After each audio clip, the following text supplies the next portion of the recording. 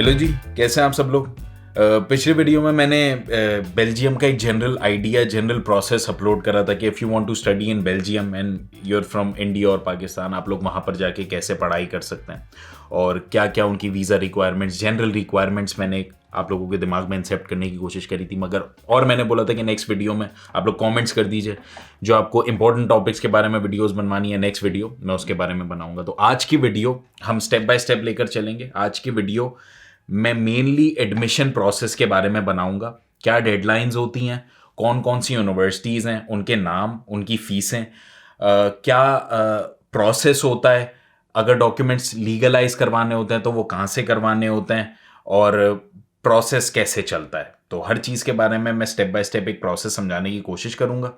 और जिन बच्चों को बैचलर्स के लिए बेल्जियम आना है, जिन बच्चों को मास्टर्स के लिए बेल्जियम आना है, दोनों बच्चों के लिए यही वीडियो है। इसी में मैं पूरा एडमिशन प्रोसेस समझाऊंगा। मोर और लेस एडमिशन प्रोसेस सेम होता है, बस फीसों का फर्क होता है और थोड़ी बहुत रिक्वायरमेंट्स का। तो भाई, बेल्जियम में हर साल यूजुअली नवंबर में एडमिशन्स खुलते हैं और हर यूनिवर्सिटी में अलग अलग डेडलाइंस होती हैं, मगर मोर और लेस सारी यूनिवर्सिटीज़ के नवंबर, दिसंबर, जनवरी में एडमिशन्स खुलते हैं और फिर वो अप्रैल, मई और इन सम केसेस जून तक भी वो एडमिशन्स जाते हैं। जैसे एक यूनिवर्सिटी है यू हैसल, वो मास्टर्स के लिए रिसर्च बेस्ड यूनिवर्सिटी है, बहुत फेमस यूनिवर्सिटी है। उसके कुछ प्रोग्राम्स के, हर प्रोग्राम की अलग अलग डेडलाइन है।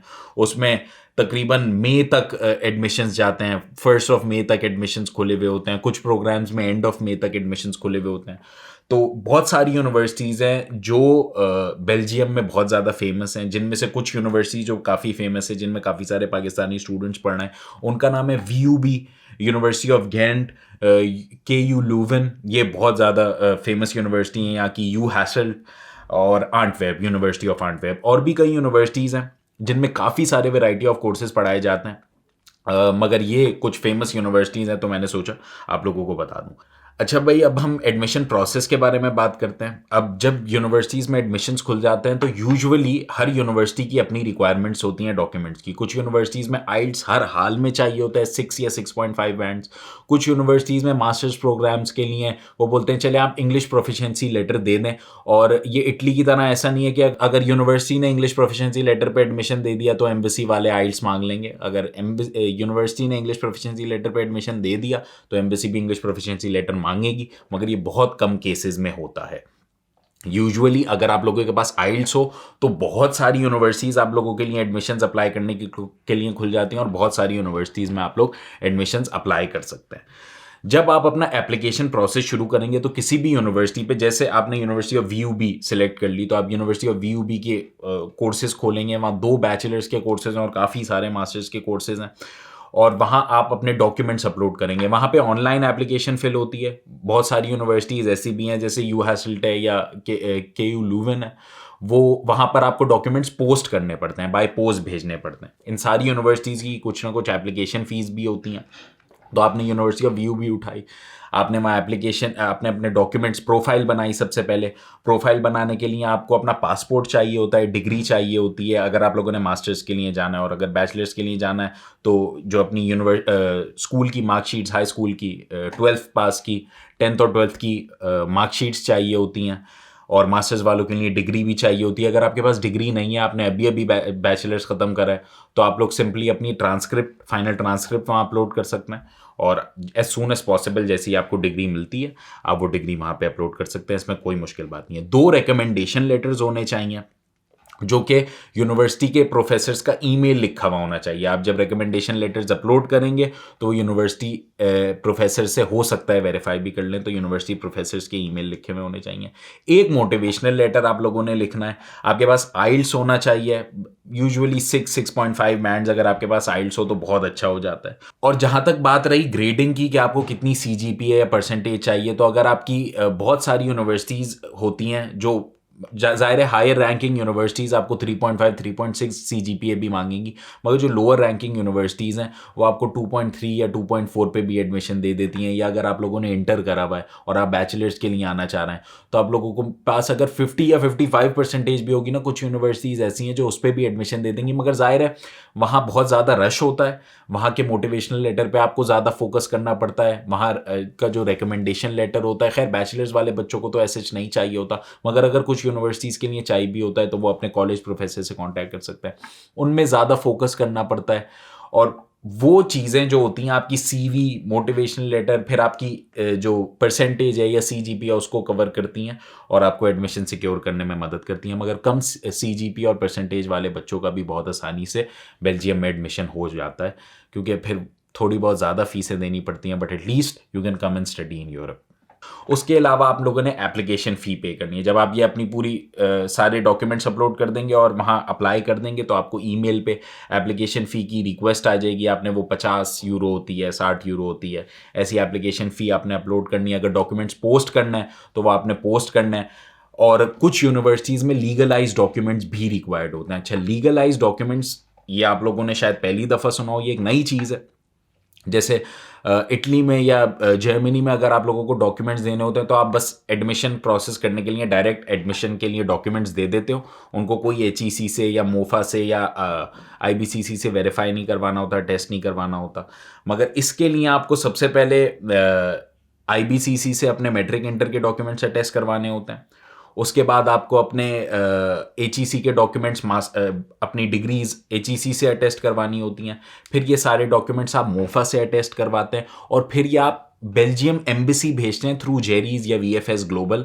आप ये अपना एम्बेसी भेजते हैं और वो लोग लीगलाइज करके भेजते हैं डॉक्यूमेंट्स को। पर डॉक्यूमेंट वो लोग 20 यूरो चार्ज करते हैं। तो ये एक चीज़ है जो शुरू में ही वो पैसे वैसे ले रहे हैं, मगर कोई मुश्किल नहीं है। वहाँ का एडमिशन वीज़ा रेशो 100% है।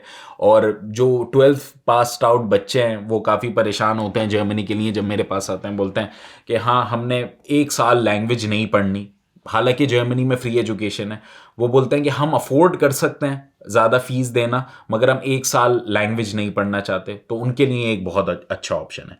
अच्छा, जब आपने अगर आपको लीगलाइज डॉक्यूमेंट्स भेजने हैं तो वो आपने लीगलाइज डॉक्यूमेंट्स भेज दिए। यूजुअली ज़्यादातर यूनिवर्सिटीज़ बोलती हैं कि जी आप ऐसे ही अपलोड कर दें और जब एम्बेसी के टाइम पे आएँ तो लीगलाइज डॉक्यूमेंट्स ले आइएगा। मगर एक चीज़ की माफ़ी नहीं है, वो है पुलिस कैरेक्टर सर्टिफिकेट की, मगर वो वीज़ा इंटरव्यू में मांगा जाता है और वो मैं नेक्स्ट वीडियो में जब मैं वीज़ा इंटरव्यू के बारे में बनाऊंगा तो उसमें अपलोड कर दूंगा। मगर उम्मीद है आप लोगों को समझ आ गया होगा और आप लोगों ने लिख लिया होगा कि ये सारे डॉक्यूमेंट्स चाहिए होते हैं एडमिशन के लिए। जब आप वो 50 यूरो फीस भेज देते हैं उन लोगों को, उसकी स्लिप अटैच करके भेज देते हैं या आप अपने डॉक्यूमेंट्स पोस्ट कर देते हैं या अपलोड कर देते हैं, तो ये आपका प्रोसेस स्क्रीनिंग में चला जाता है और यूजुअली अराउंड 2 to 3 वीक्स भी स्क्रीनिंग में रहता है और कभी कभी महीनों भी स्क्रीनिंग में रहता है। जब स्क्रीनिंग से ये प्रोसेस निकलता है वो लोग आपको एडमिशन ऑफर करते हैं और आपको एडमिशन मिल जाता है। फिर आप लोगों का नेक्स्ट स्टेप है कि आप लोगों ने वीज़ा कैसे अप्लाई करना है। घेंट यूनिवर्सिटी का अलग प्रोसेस है थोड़ा बहुत, वहाँ थोड़ी अलग डॉक्यूमेंटेशन की रिक्वायरमेंट है। KU ल्यूवन का अलग है। यू हैसेल्ड का ज़्यादातर रिसर्च बेस्ड यूनिवर्सिटी या मास्टर्स के स्टूडेंट्स वहाँ जाते हैं। तो इन सारी यूनिवर्सिटी का ऑलमोस्ट सिमिलर प्रोसेस है, मगर थोड़ी बहुत चीज़ें डिफरेंट होंगी। मगर उसके लिए आप लोग बिल्कुल यूनिवर्सिटीज़ की वेबसाइट पे जा सकते हैं और उन्हें ईमेल कर सकते हैं, या you guys can always book one of my classes, या आप लोग मुझे इंस्टाग्राम या फेसबुक पे मैसेजेस कर सकते हैं, या आप लोग मेरी क्लासेस बुक कर सकते हैं और हम लोग साथ बैठ के आपकी एप्लीकेशन डिस्कस कर सकते हैं। मगर एक बात याद रहे कि इन सब के डेडलाइन से पहले अपना प्रोसेस करना होता है, क्योंकि एक दफ़ा डेडलाइंस गुजर गई तो आपको फिर एडमिशन नहीं मिलता, ना खुलता है, वो फिर अगले साल ही खुलेगा, क्योंकि बेल्जियम में हर साल सिर्फ एक सेशन होता है। तो बेहतर ये है कि आप अपने सारे डॉक्यूमेंट्स तैयार करके रखिए। अच्छा, इन केस अगर आपके पास लीगलाइज डॉक्यूमेंट्स नहीं है और आपने जल्दी में अप्लाई करना है तो उसमें कोई मुश्किल बात नहीं है। लास्ट सेशन में एक बच्चा मेरे पास आया था और उसके पास लीगलाइज डॉक्यूमेंट्स नहीं थे, तो मैंने उसे बोला देखो जी आप अपनी यूनिवर्सिटी जाइए और यूनिवर्सिटी में जो रजिस्ट्रार ऑफिस है ना, आप अपनी डिग्री की फोटोकॉपी निकलवाइए, क्योंकि लीगलाइज डॉक्यूमेंट जो होता है ना, आपको जो यूनिवर्सिटी को भेजना होता है वो अपनी लास्ट डिग्री का भेजना होता है जो आपने कंप्लीट करी हुई है। जैसे अगर आप बैचलर्स के लिए जाना है तो आपने इंटर की करके उन्हें लीगलाइज भेजनी है अगर आपके पास टाइम नहीं है। अगर आप मास्टर्स के लिए जाना है तो आपने उन्हें बैचलर्स की करके भेजनी है, तो उन्हें मास्टर्स के लिए जाना था, तो मैंने उनको बोला कि आप अपनी यूनिवर्सिटी जाकर रजिस्ट्रार ऑफिस से अपनी फाइनल ईयर ट्रांसक्रिप्ट की और बैचलर्स की डिग्री की फोटो कॉपीज़ आप अटैच करवा लीजिए और वो मुझे भेज दीजिए, और उनको उस पर एडमिशन मिल गया। अच्छा, फ़ी यूनिवर्सिटी टू यूनिवर्सिटी वैरी करती है।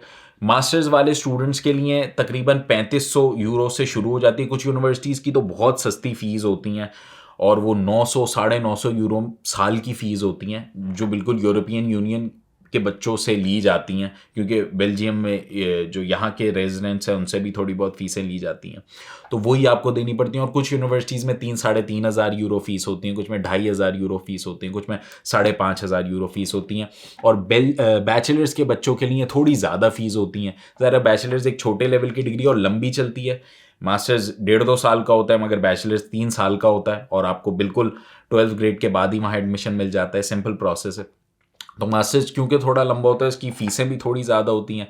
तकरीबन कुछ यूनिवर्सिटीज़ की तो वही हिसाब है, जो पब्लिक यूनिवर्सिटीज़ हैं उनकी 900-950 यूरो होती हैं, मगर कुछ यूनिवर्सिटीज़ की फिर 5,000 और 6,000 6,500 यूरोज़ भी होती हैं, और इससे भी ज़्यादा होती चली जाती है। मगर एक फ़ायदे की बात है कि अगर आप अफोर्ड कर सकते हैं और अगर आपको 100% वीज़ा चाहिए, क्योंकि अभी तक बेल्जियम में 100% वीज़ा लग रहा है। इसके बारे में मैंने पिछली वीडियो में डिस्कस करा था, और अगर वो वीडियो आप लोगों ने नहीं देखी तो वो ये आप देख लें। अभी तक बेल्जियम में 100% वीज़ा लग रहा है, अगर आपकी सारी रिक्वायरमेंट्स कंप्लीट हैं और सारे डॉक्यूमेंट्स कंप्लीट हैं। तो आप लोगों ने फिर अपने वीज़ा के डॉक्यूमेंट्स पूरे करने होते हैं, ब्लॉक अकाउंट खुलवाना होता है, अपना फ़ीसें जमा करवानी होती हैं। कुछ यूनिवर्सिटीज़ में ऐसा भी होता है कि आप फ़ीसें बेल्जियम आने के बाद जमा करवा दो, मगर वो कुछ यूनिवर्सिटीज़ में ऐसा भी फिर होता है कि आपको पाकिस्तान में रहते हुए या इंडिया में रहते ही वो फ़ीसें जमा करवानी होती हैं। Each university has its own requirements. आप उनकी वेबसाइट पे जाके आसानी से चेक कर सकते हो। और जहाँ तक बात रही ब्लॉक अकाउंट की या वीज़ा प्रोसेस की, वो सारी बातें मैं नेक्स्ट वीडियो में सारा वीज़ा प्रोसेस की एक कंप्लीट डिटेल वीडियो बना दूंगा। और जहाँ भी आप फंसो इस प्रोसेस में, दो it's a very easy process, English में उनकी वेबसाइट्स पे लिखा हुआ भी होता है, मगर कुछ बच्चे नहीं चाहते कि वो अपना प्रोसेस खुद से करें, कुछ की नहीं समझ आ पाता, कुछ प्रोफेशनल एडवाइस चाहते हैं, तो आप हमेशा यूनिवर्सिटीज़ को ईमेल कर सकते हो, जो उनके प्रोफेसर्स हैं जो एडमिशन डिपार्टमेंट्स में बैठते हैं। और you guys can always contact me through Instagram या फेसबुक, और book one of my classes through Calendly. ये रही लिंक्स उनकी, आप लोग हमेशा वहाँ मेरी क्लासेस बुक कर सकते हैं और हम लोग आपका केस डिस्कस कर सकते हैं। और आई होप कि आप लोगों को ये सारी बातें समझ आ गई हों, क्योंकि एक लेंथी टॉपिक था जिसको मैंने बहुत जल्दी से एक्सप्लेन करने की कोशिश करी। मगर अगर आप लोगों को ये बातें नहीं समझ आई, जो नहीं समझ आया वो कमेंट सेक्शन में पूछ लें मुझसे, मैं उनमें जवाब देने की कोशिश करूँगा या नेक्स्ट वीडियो में। और अगर अभी तक आप लोगों ने सब्सक्राइब नहीं करा हुआ तो please consider liking the video and subscribing to my channel. इससे मुझे मोटिवेशन मिलती है। तो फिर आई सपोज आज के लिए इतना ही, फिर कल मिलते हैं ना। Peace out.